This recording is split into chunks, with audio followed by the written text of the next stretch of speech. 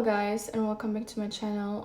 This video is a little bit different than all of my other videos because in this video I just want to let my heart talk, so I don't have a script or anything else, because I just feel the urge to share a certain message, and I feel like some of you just might need to hear this right now. I think a lot of people, especially young people, they don't realize that it's their life, you know? A lot of people that I knew had very strict parents, for example, and these parents expected their children to become something that they wished them to become. For example, they say, you have to study medicine, you have to do this, you have to do this, you have to please us, you have to fulfill this idea or this wish that we have of you.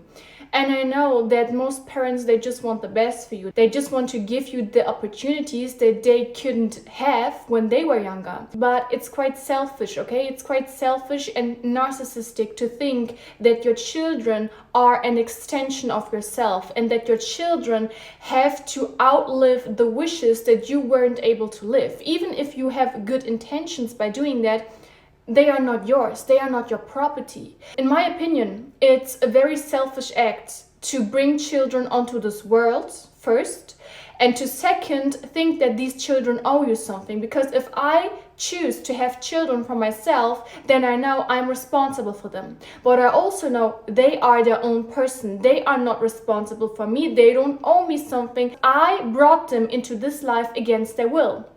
Not really against the will, because I personally believe that we as souls, we choose to be here on earth for certain lessons to have, but that's another story.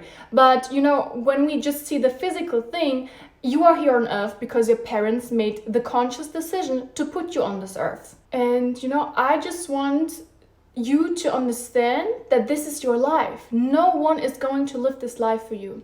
Let's say you have a partner and your parents don't like your partner, but your partner is very good for you, you know, really treats you good, treats you well, respects you, pleases you. And your parents say, no, we don't want this partner for you. This is your life. You have to live this life. You have to go to bed with your partner every night. You have to wake up with knowing that this partner is the partner that you choose for you. This is your life. When it comes to a job, you know, you have to work in that job for the rest of your life. You have to be happy with what you do. When we say, oh, I don't want to be a people pleaser, I don't want to be a people pleaser, this is not only about strangers. Most times it's about the people who are closest to us, because these people have the most opinions, okay, and the most influence on our lives. And this is where we have to set the boundaries, and we have to say like, okay, you are my parents, you are my father, you are my mother, I'm so grateful for everything you did to me, but this is where I draw the line, because this is my life.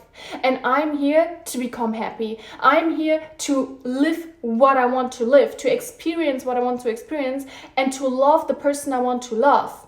I see this a lot in same-sex relationships. I see that they choose to have a partner and their parents, maybe they have very strict views on these topics, and they say, I'm not happy with the choice you made. This is not the partner I have imagined for you. Okay, and now? What now? You know, your child is not your property. They don't have to please you with every single one of their decisions. And narcissistic people often think that the whole world is an extension of themselves, but especially their partner and their children. This is why they try to force their beliefs onto these people, because they think they are an extension of myself. And if they don't represent me the way I want to be represented, this means that people are going to have an opinion about me that I don't want them to have. I saw this problem a lot when it comes to the beliefs. For example, I grew up and my mother had a different belief than my father, and they said to me, when you are 12 years old, you have the freedom to decide what you want to believe in, because if we just project and force our beliefs onto you, it's not coming out of your heart. And nowadays I see a lot of people, they claim to be so strong in their belief, but what they do is they go to other people and they try to force their beliefs onto other people. Where in history have you seen that forcing people to believe in something or forcing someone to do something is ever going to make an impact? You know, if you want to bring something closer to someone, it's always done with love. It's never done with hate or with force or with judgment. And so many people who claim to be so religious, what they do is they judge people all day. And this is so interesting, because their religions, they teach, do not judge others. Do not look down on others, you know, but they do it the whole day. Why do they do it the whole day? Because they think they have the right to do it. So for example, in one single of my videos, I like just vaguely spoke about my belief. And what happened is they took this video, they posted it on several platforms, and men were commenting under my video, and I wore something like this, a jacket, and they said, how can she talk about belief if she's wearing this? Cover yourself up, girl. Like, how can you talk about belief if you do this and this and this? And I was so sick of this, and I was like, wow, like all of these religions, I think religions are so beautiful because all of them represent the same core beliefs. They represent love, they represent companion, they represent being there for each other, they represent empathy. But people have this thing that they can take a religion, like turn it out of context and act in the name of that religion and look down on other people, hurt other people, judge other people, like force other people into their belief. This is insane. It's insane. And it has gotten to a point where I was like, you know what? I'm not going to talk about this any longer. I'm not going to talk about my beliefs any longer, because no matter what, people will judge, and I'm not here. I'm not here on this platform or anyone else to tell them, oh yeah, I believe in this and I did this because of that or this because of that. Who are you? Who are you? Who do you think you are that you have the right, to judge other people and to force them to explain them to you? Who gave you the delusion to think that you are all that? You're the judge and they are the sinners. It's insane. So if people want to work with that, if they want to shame you into something, if they say you're not good because of this and that, just remember that people who work, I say, in the name of light, in the name of love, in the name of God, never do these things. They never do these things. They may guide you, and when you ask them, they tell you what they think and they tell you what they believe, but they will never do these things. So these people who claim to be so above you and have such high morals, these are the people, they are hypocrites. They are hypocrites because these are the first ones to judge others. These are the first ones to talk down on others. Why do they do that? In order to lift themselves up, to feel better about themselves, because they hide their sins and they see the sins of others, sometimes publicly, and this is where they attack. You don't have to have all of the answers yet to start or to believe in yourself. I never knew where I was going to end up, When I broke up with my ex-boyfriend, this is 4 years ago, I was a no one. I was nowhere. I had no money. I had no purpose in life. I had nothing. I didn't know anything. I didn't know who I want to become. I didn't know who I was because I was in this relationship where I would get constantly abused, and like my identity was being stolen from me. He imprisoned my soul. He imprisoned me for who I was and for who I want to become. For example, I told him like years ago when we were in a relationship, I told him I want to become an author. And he laughed at me and he said, who do you think you are? Like, do you think people are going to want to read your words? Like, who do you think you are? He burned my books because books were my passion always. I was always a reader. I loved to read. And so my identity was being stolen from me for so many years that after I came out of this relationship, I was like, I don't know who I am. Who am I if no one forbids me these things that I want to be and that I am in my core? One time when I was reading a very sad book, I remember I cried after reading this book because it touched me so much. And he would make a video of me like for his friends and his family, and he would record me and he was like, oh my God, this is so embarrassing. She's crying because of a book. And never in my life have I felt more misunderstood and more hurt. And he did so many things to me, everything, like from physical things to like emotional things, cheating. But this situation where he belittled me for my feelings, for crying over a book, I was like, wow, like this person doesn't know my soul at all, and he will never know my soul. And when you get out of a situation like this, out of a relationship or out of a toxic family situation, you are going to feel so lost. You don't have any answer right now. Like, I felt so lost that I was like, okay, this is it. I'm going to, I don't want to live anymore. And I was like, okay, now I give myself one last chance. And I started to like dig deep into spirituality and into manifesting and into pouring more love into myself, because all of these years that were robbed from me, I couldn't bring them back no matter how much I cried. So I was like, okay, this is the time now. I have to focus on the now, and I have to start now. Even if I don't have the answers, I just have to have trust. I have to have trust that I am being put on my path, and that I'm going to become who I need to become, who I was meant to become.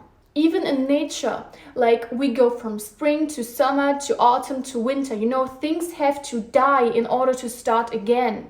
And when you are currently dying inside, when you are in a situation where you're like, I am lost, I can't do it anymore, nothing is going to ever be good again, things are going to bloom again. That's the natural cycle of life, and you are part of the nature.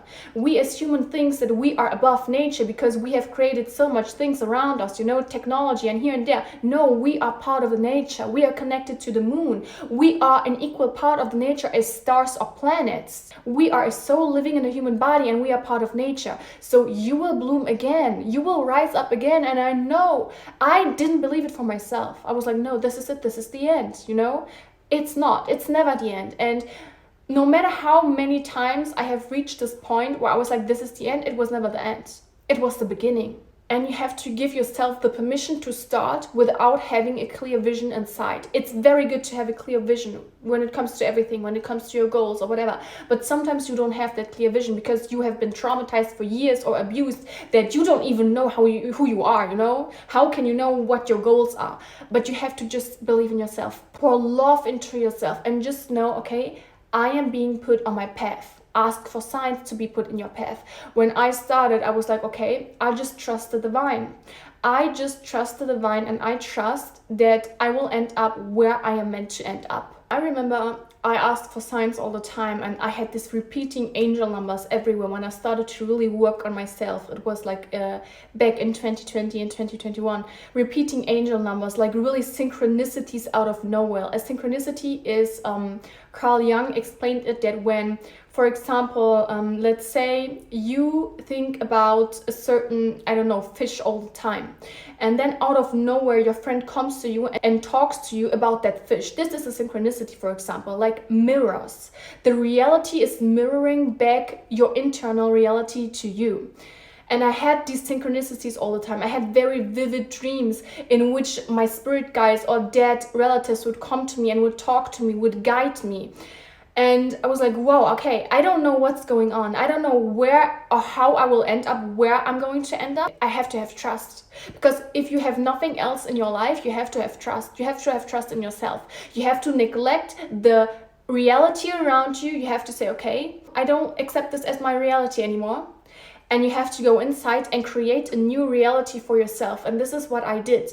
I created a new reality for myself. I cut off friendships that didn't fulfill me anymore. I was alone. I was lonely. I had no one. I was like, okay, I'm better off lonely than in the company of people who tie me to this old identity that I don't want to be anymore. I'm better off lonely than being tied to people who keep me down, who talk down on me, who don't respect my values, my morals, who don't respect me.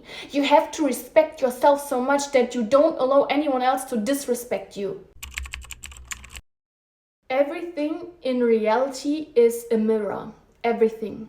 And I saw this documentary in which he said, it was on Gaia. Gaia is an app. It's basically like Netflix, but for spirituality. This is not sponsored. I pay for it myself. In this documentary, he said that everything reflects reality back to us. For example, if your car suddenly has a problem, this problem reflects an internal problem that you have within yourself back to you. And I remember when all of a sudden my car battery was down. And this was in a time of my life when my battery was down. I had no energy, I had nothing, nothing.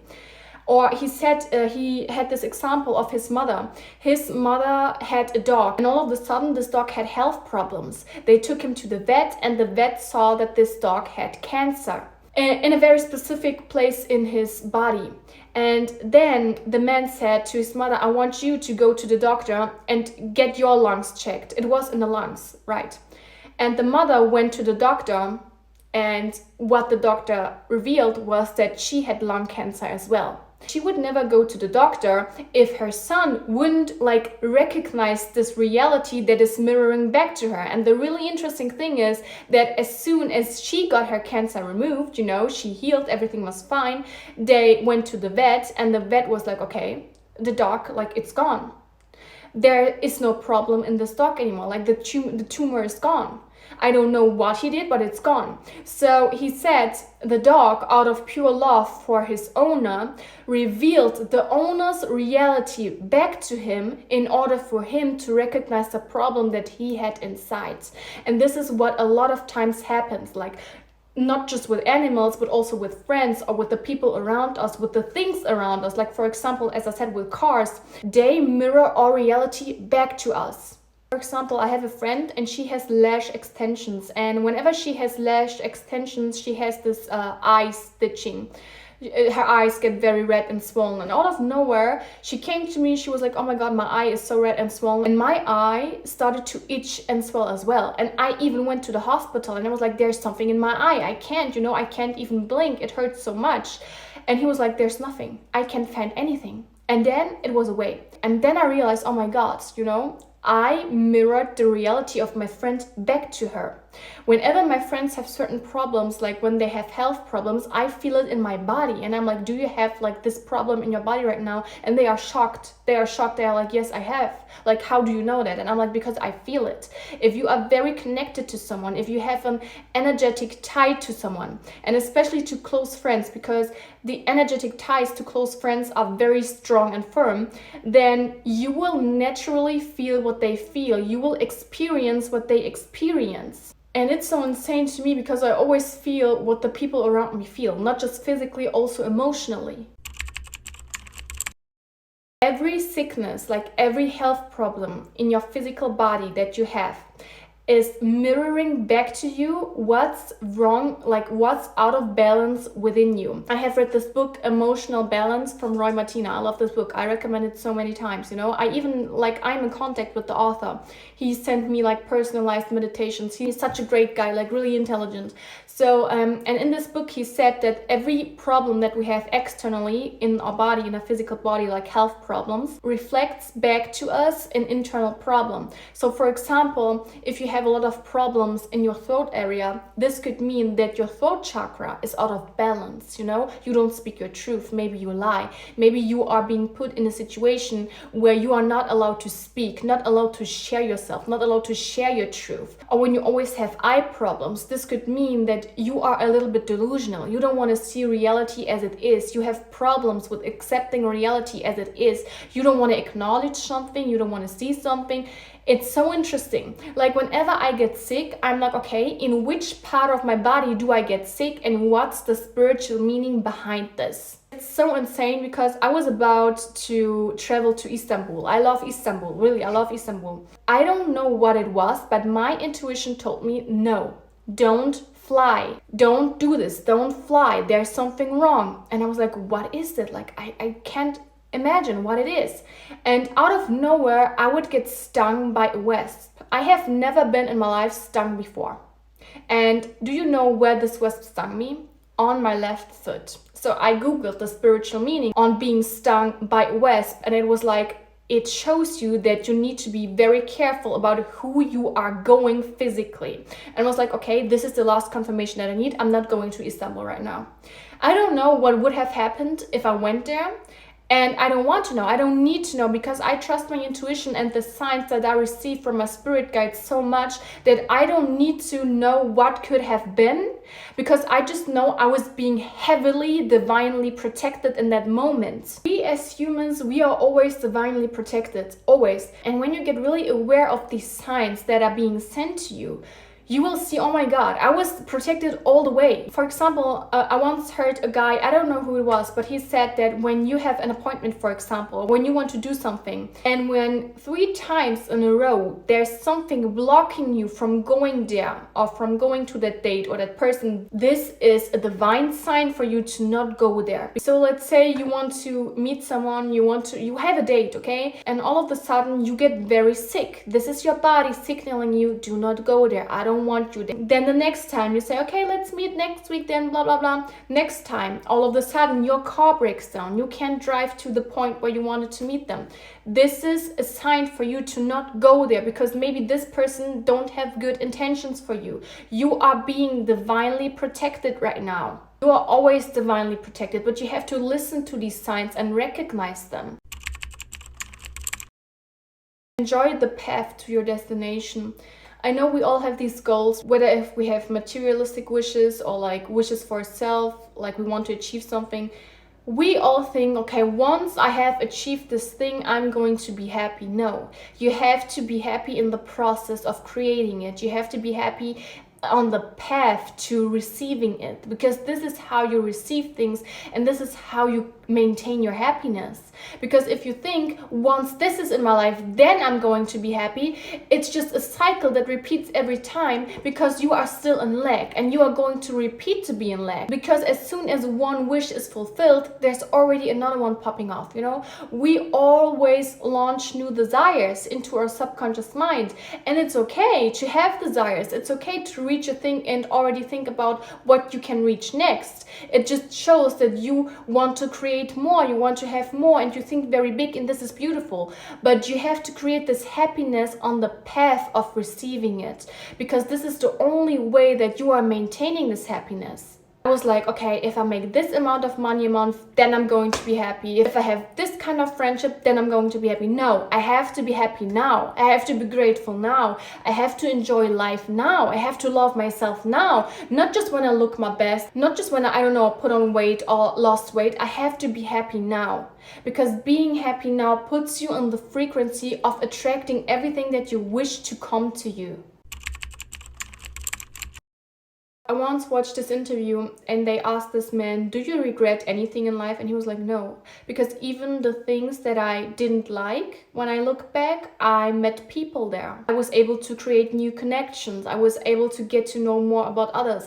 And I think this is what really matters in the end. For me, emotional connection matters the most. I am very introverted, but I love meeting new people. This is why I love to travel. When I travel, I love to talk with people living in that country. I love to hear their stories. I love to hear what they have been through. I love to just like have this soul exchange with as much souls as possible. And when it comes to friends, for example, when I was younger and when I was very depressed, I was like, you don't need friends, you know, you can do this alone, you're good on your own. No, because for people like me, all I wanted in life when I was younger was a family, and I never had a real family. And so I get so emotionally when I talk about this, but my friends, they are my family for me, and it touches me so much to just know, like, there are souls who love me just for me, no conditions attached to it, you know.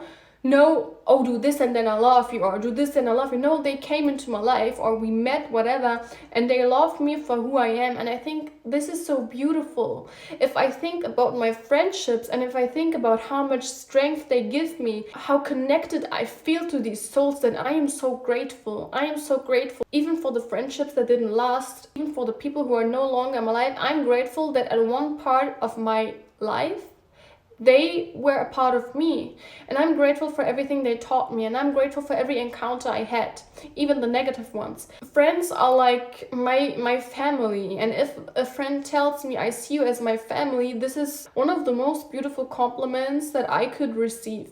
Because I never had a family, and I feel like, okay, I belong to them. I have a family. Even if it's not blood related, I have a family. There are souls who love me as who I am. There are souls who can make me feel understood and appreciated and make me feel like I'm home. This is also why I can't do no superficial friendships, because I have to have friends that I see as family. And if I just feel, okay, I could never see you as family, it's not going to work out for me, because I'm so comfortable doing things alone. I don't need friends just to have company. I don't need friends just to go to, I don't know, the cafe or go to the museum or to travel. I can do these things alone, but I need and I want friends to have a very emotional connection with them, to motivate each other, you know, to be there for each other, to soothe each other, to be the family that we never had to each other. I'm very bad at expressing my love in words. I'm more of like a gift type. I love to give people stuff. I love to make surprises for them. If my friends are seeing this video right now, I'm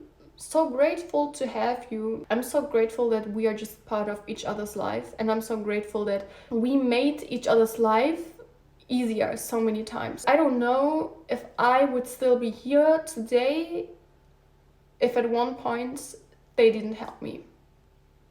Yeah. We as souls, we are given a free will. And a free will is beautiful because we are able to express our true self. We are able to do what we want. But during the times of our life, we are so conditioned to think and act in certain cages and boxes that other people have built around us. You are free, and no one out there can determine your worth. Only you can. If you think of yourself highly, this is what the world is going to reflect back to you. If you constantly belittle yourself, if you constantly tell yourself, I'm ugly, I'm not worthy, I will never do this, I will never receive love, I'm never going to be this and that, this is going to become true. And this is what I want you to understand.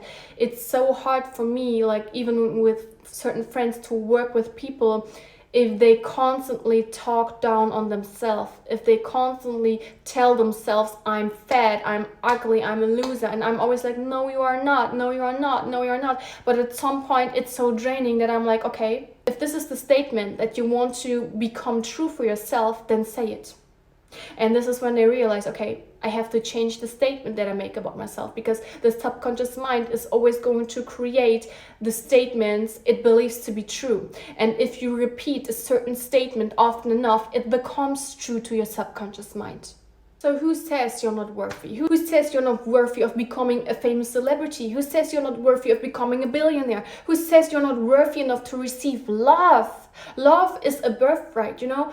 I know we are being born into this world where people who act out of like hate and competition are in charge, and this makes us feel like as if hate and power struggles and competition are the only way to really achieve something in life. It is not. If everyone on this world would become aware of how powerful they are, of how powerful our souls are, our mind is, this is when the whole world would be changed. Because the people in charge who can be in charge, because they made us believe that we have no power, we are powerless, we can't control our reality, they only have the power they have because they keep us small. And if we as human beings, as a collective, would collectively ascend to a higher selves, this is when everything of this would end immediately. Because there's no way that oppression can happen when you become aware of your own power. You are so free that you can decide to imprison yourself. You are so free to do everything and to believe everything that you can believe you are not worthy. This is the free will that was being gifted to you. Use it to your advantage. Think so highly of yourself that anything that tries to tell you that you're not as high as you think you are will not even reach you. Will not even reach you. Nowadays, you know, I think so highly of myself, and not in a narcissistic way. Don't you dare to twist my words, okay? But in a very self-loving way. I think so high of myself that every try of someone telling me, you're not worthy, you're not this, you're not that, it doesn't reach me. It's like it falls back. It doesn't go inside, because I know who I am inside. Inside of my heart, I know who I am. And you have to tell yourself so many times who you are, so that you don't allow this world to tell you who you are. Because this world will tell you you are unworthy. You're only good if you do this and that. You're only good if you look like this and that. You're not good enough. You're not good enough. You're not smart enough. You're not pretty enough. This is what the world will tell you. So tell yourself, I'm good enough. I'm perfect. I can achieve everything. Stop trying to bring yourself into this small position of begging them to understand you. You know, nowadays when I post a video or when I post a story and people get it twisted in their mind and they try to accuse me of like saying something that I didn't even say, I'm like, okay, if that's what you want to think of me, you're free. Leave, you know, leave. Because I know the souls who are meant to hear me and who are meant to hear me in the correct way, they will just hear what I want to say. They will hear me talking out of my soul, out of my heart. I don't need to over explain myself to them. And yeah, in certain situations you have to explain yourself, but what I mean is when people want to misunderstand you, they want to take your words, twist them, take them out of context, bring them back and tell you, explain yourself. What do you mean by that? What do you mean by that? You're contradicting yourself. Maybe I am contradicting myself. Maybe I am. I'm not who I was a year ago. I'm not who I was 2 years ago. I will not be, in a year ago from now, I will not be who I am now. I am constantly evolving. I am allowed to contradict myself. I am allowed to change. I am allowed to grow. I am allowed to form different opinions. But I will never bring myself into the position to explain to you, oh, please, please, please, please understand me. No, you are free to misunderstand me. You are free to go. I will never beg people to understand me. I will never beg people to listen to my videos, to, I don't know, get my soul, to get my heart. I'm not made for everyone. We are just not made for everyone. We always have souls that we naturally click with, naturally connect with, and we have souls that we will never connect with. No matter how many time we spend, no matter how hard we try, it's just not going to happen. Accept that it's not going to happen and move on. Invest your energy into something else. What is meant for you cannot be taken away from you, and what is meant for you cannot miss you. It can't miss you. There are certain things in your mind, certain desires that you have, and you have these desires for a reason, you know? Not all of us have the same desires. For example, someone who's a boxer, they have the desire to become a very famous boxer. I am not in resonance with that desire. This desire doesn't do anything for me. I don't feel anything. But when I think about my desires, I feel my heart lighten up. When you think about your desires, you feel your heart lighten up. Why? Because your desire was written for you. Your desire is in your heart for a reason. It is not there by accident. If it was there by accident, everyone would have it. Everyone would have your specific desire. No, it is yours for a reason, because you can achieve it. And this gave me so much safety and comfort to know it is in my head, it is in my heart and in my soul, because it is meant for me. It would not be written into my soul, encrypted into my being, if it was not meant for me and not able for me to achieve it. It is there because it is able for me to achieve it. It is there because a higher self of myself in a different timeline already has what I wish to have. This is what you need to realize. Your desires are guiding you. They are showing you what your path in life is. My desire always was, you know, when I broke up with my ex-boyfriend, as I told you, and I was very depressed and stuff, I wrote in my manifestation journal, I want to help as many people as possible worldwide. I didn't have a clear vision. I never thought about starting TikTok, YouTube, Instagram, never. It just happened naturally because I launched this desire. I was like, okay, I want to help people. This is going to fulfill me. To help people is my mission. Helping people is my purpose. Helping people is what my heart draws me to. And the universe took care of it. The universe was like, yeah, this is what you're here for. This is what you were here for all along. You just got distracted and you just got put off your path by wrong people, by abusive people. Now you are here and you are ready to go after what you want. And I was being taken there. If you ask me today, how did you start? I couldn't explain it to you because I don't know how it happened. It just happened. I never planned anything of this. I never planned my TikTok. I never planned my Instagram. I never planned my YouTube. It just happened. It happened because it was meant for me to help and reach as many people as possible with my heart and with my words. A couple of weeks ago, I had a birth chart reading. And this is so interesting because in that birth chart reading, she told me the things, like the desires that I truly have, they are written in my birth chart. For example, I have a 9th house stellium.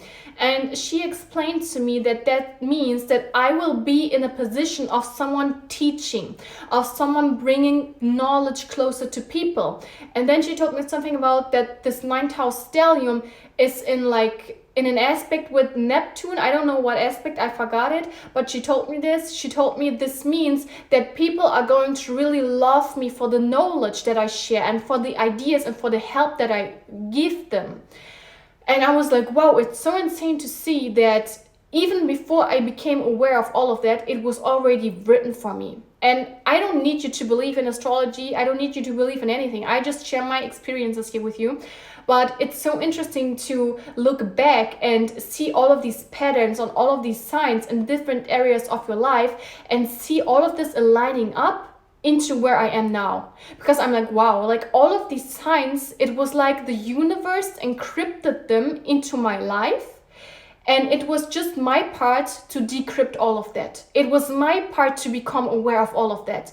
And I just want you to realize that these signs are also encrypted in your life. You don't have to read your birth chart for that. You don't have to, believe in astrology for that. You just have to read the signs. You have to become aware of how your heart is guiding you throughout all of your life. No amount of worry is ever going to change the past. It is done. It has happened. You can't change it. You can think about it all you want. You can cry about it all you want, but it is done.